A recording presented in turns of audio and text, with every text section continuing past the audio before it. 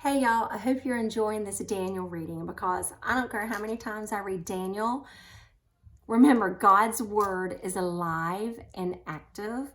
And every time I read it, I get something new and more insight out of it and able to apply it to my life at whatever I'm going through at that moment. And so I encourage you to always read God's word.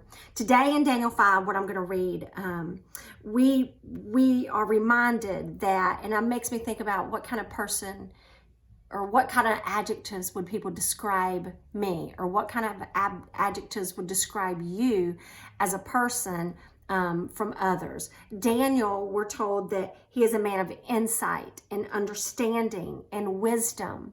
And then in this chapter today, we're reminded of how humble Daniel is. So let's get into this. Let's get reading. And at the end of this, you need to make sure you remember that God gives us the breath of life and our destiny is in his hands. So here we go. Daniel 5.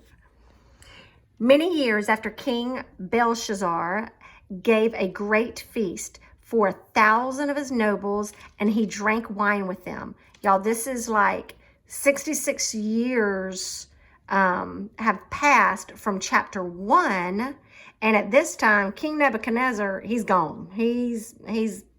I'm hoping that he's with Jesus because he became a changed man in the verses that I was reading. While Belshazzar was drinking wine, he gave orders to bring in the gold and silver cups that his predecessor, Nebuchadnezzar, had taken from the temple in Jerusalem. Remember, God gave him permission to take those. And a lot of times we are permitted things, doesn't mean it's right, but we are permitted things, and sometimes it's used for later on in life as well. So just be cautious of everything. Okay, here we go. Let's keep reading. I keep talking. He wanted to drink from them with his nobles, his wives, his concubines. So they brought these gold cups taken from the temple, the house of God in Jerusalem. And the king and his nobles, his wives, and his concubines drank from them. While they drank from them, they praised their idols made of gold, silver, bronze, iron, wood, and stone. You don't mix sacred and not sacred. Suddenly, they saw the small fingers of a human hand writing on the plaster walls of the king's palace.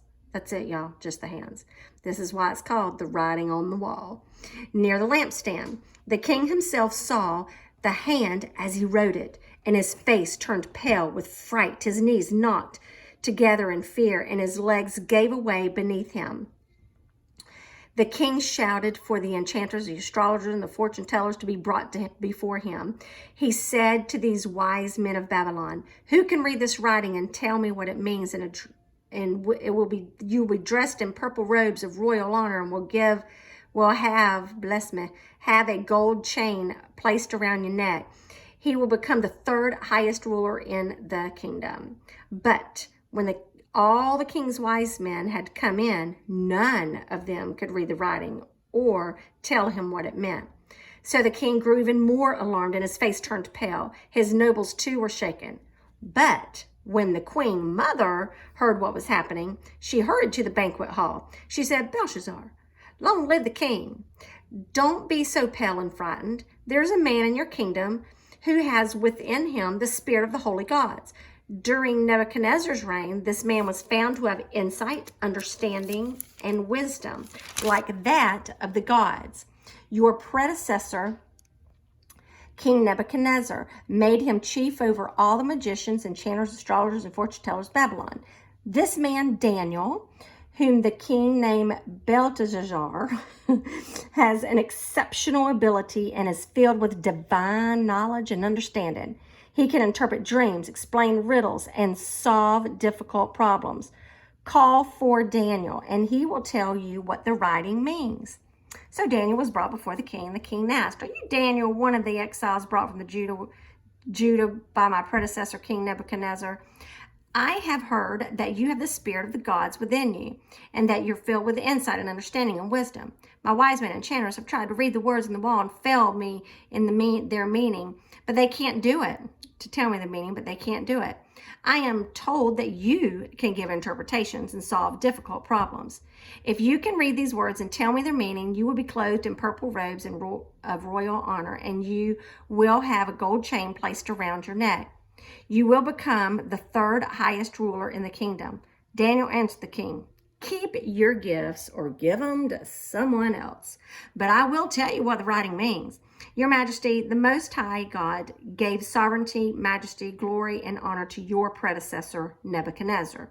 He made him so great that the people of all races and nations and language trembled before him in fear. He killed those who he wanted to kill, and he spared those he wanted to spare. He honored those he wanted to honor and disgraced those he wanted to disgrace. But when his heart and mind were puffed with arrogance, he was brought down from his royal throne and stripped of his glory.